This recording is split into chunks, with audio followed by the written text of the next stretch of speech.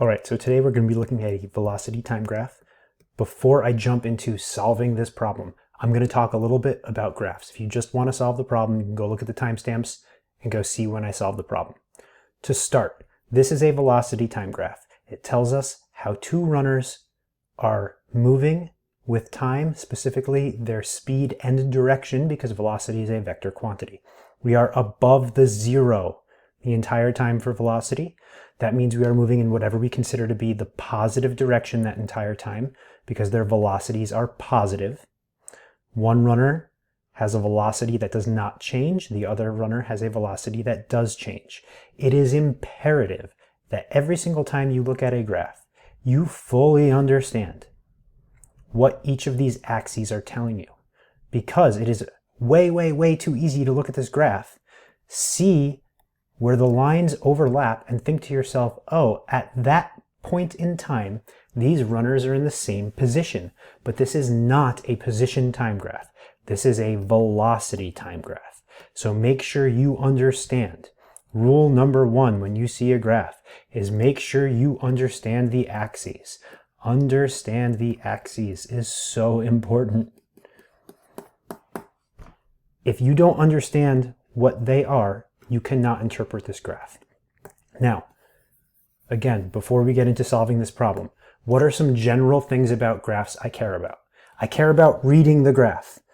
I care about one, read graph. If someone says to me, runner A at 2 seconds is moving how fast? I'm going to come over to my graph, I'm going to go to 2 seconds, and I'm going to see 2 meters per second, and I'm going to say they're moving 2 meters per second. If they ask me, are they moving in the positive direction or the negative direction? I'm going to see that they are moving a positive 2 because that's a positive 2. It's possible to be moving at negative 2 because a vector quantity has a magnitude and a direction. And you could be moving, if you consider forward positive, forward, or backwards if you consider backwards negative.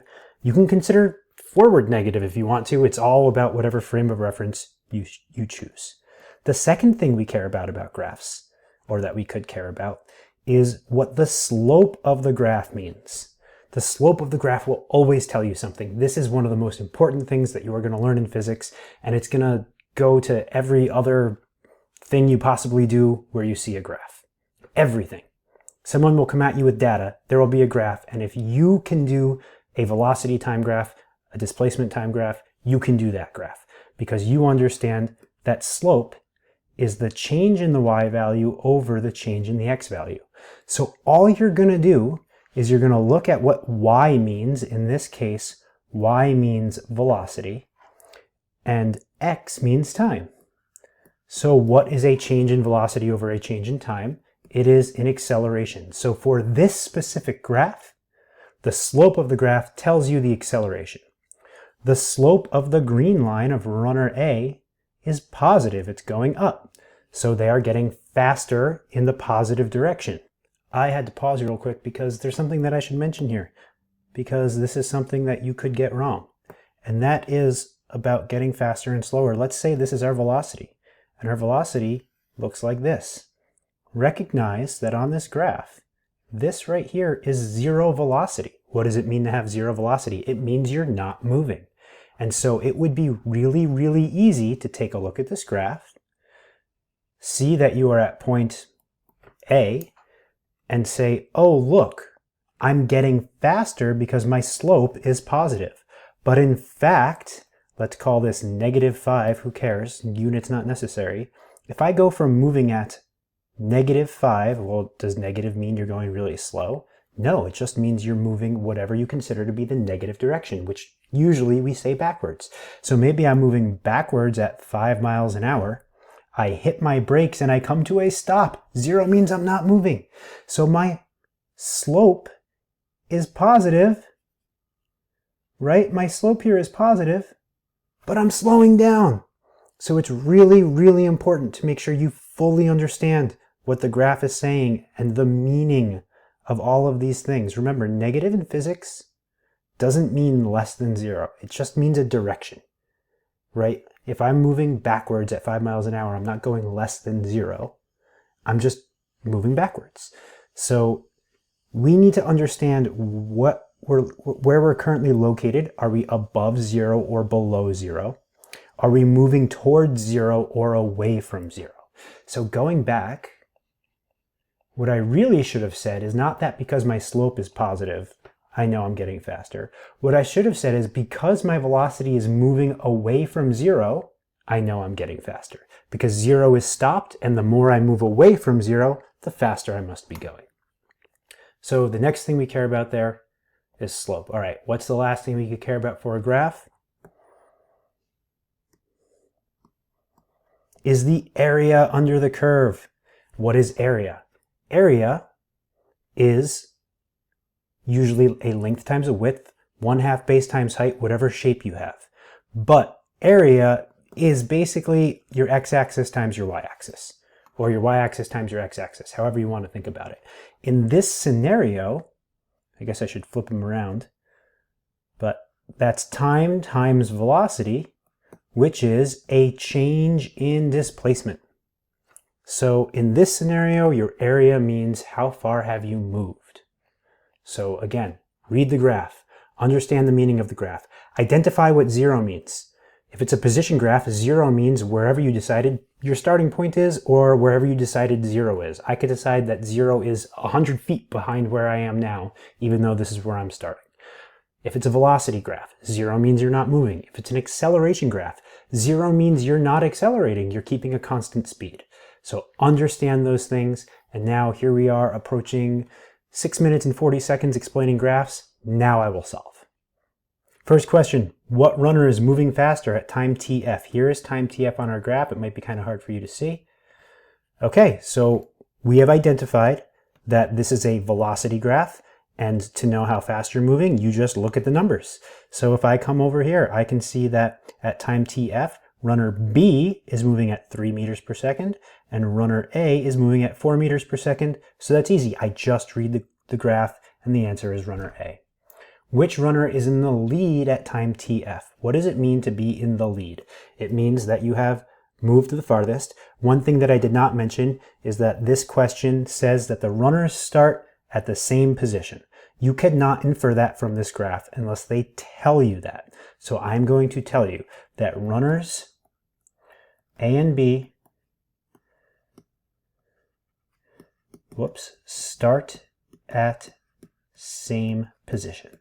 So that's really important, because if they did not start at the same position, you could not infer where they currently are. You only know how each runner changed their position. Who's in the lead? Well, if they started at the same position, whoever moved the farthest. How do you determine who moved the farthest? One of the things we care about with a graph that you always check is, what is the graph saying? Another one is, what does the slope mean? Another one is, what does the area mean? In this case, we identified that the area is x times y, which in this case is velocity times time, which is a change in displacement. So I'm simply going to take the area under the curve. For the red line, the area under the curve at TF looks like a rectangle. We just draw a rectangle. What is the area of a rectangle? So the area for A is going to be length times width, which is simply velocity times time. Their velocity is not changing, very simple. Now I look at my green line. My green line is not a nice rectangle, is it? It is a triangle. So the area for a runner, oh whoops, I got those backwards, I'm sorry. This is area for B. And the area for A is 1/2 base times height, which is 1/2 velocity times time. My height in this case is 4, right?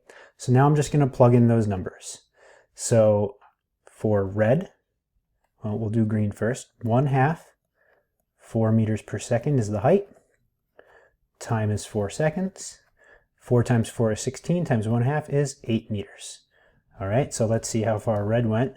Red went length of, we'll call it 4 seconds, width of 4 seconds, sorry, of 3 seconds, of 3 meters per second. Man, my brain is not on.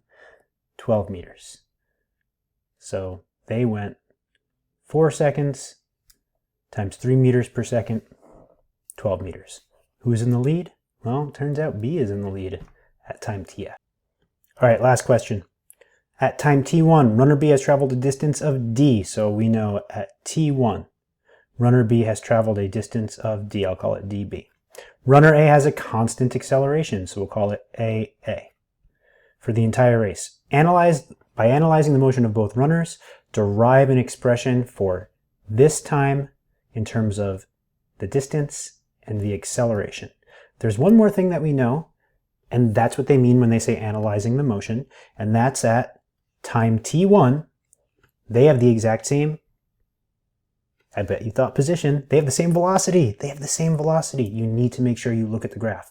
All right, they have the same velocity. So we know that the velocity of A is the velocity of B at time t1. What else do we know? Well, we know that the velocity of A is going to equal the initial velocity of A plus the acceleration of A times the time. And we know that the velocity of B is equal to the displacement divided by the time.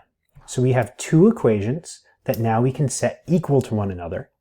And I'm going to go ahead and I'm just going to write this as 0 because the velocity of A started at 0. And I'm going to plug in and I'm going to say, okay, for the velocity of A, I've got AA times T1. And that is equal to dB divided by T1. I multiply both sides by T1 and I get AA T1 squared equals dB. Let me scroll down a little bit.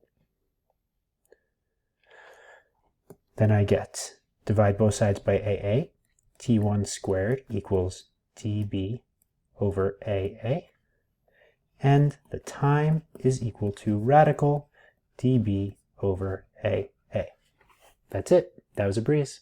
Check out my website if you would like to reach out for any questions, video ideas, tutoring inquiries. Otherwise, until next time.